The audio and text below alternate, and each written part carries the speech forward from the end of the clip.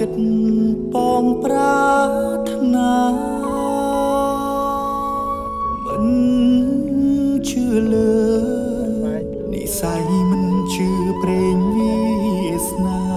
តែពេលនេះទើបដឹងថាជាការពិត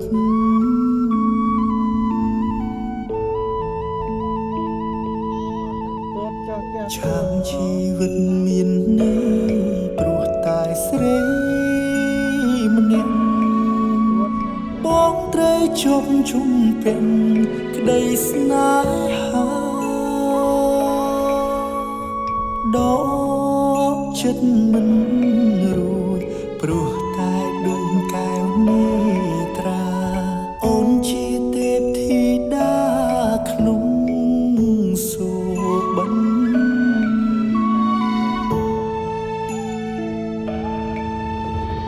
សំរទេពអប្សរមិនល្អដូចអូនឡើយស្នាមញញឹមត្រានត្រើយឲ្យរៀមលំសារភាពថាសុំចាញ់ស្នេហ៍តូចតាន់រៀមបនស្រន់ឲ្យឆាំបានជួបមុំម្ដងទៀត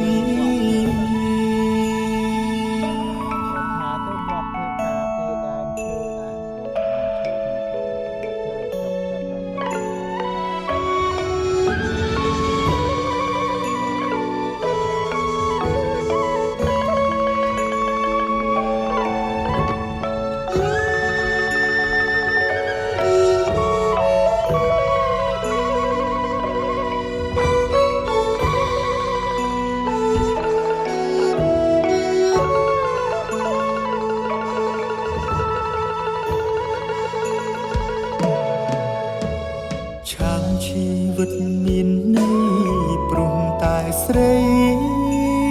ម្នាក់បងត្រូវជប់ជុំពេញក្តីស្នេហាដល់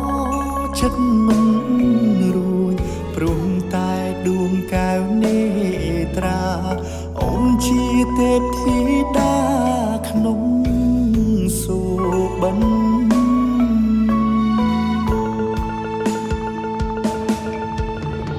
សំរទេពអប្សរមិនល្អដូចអូ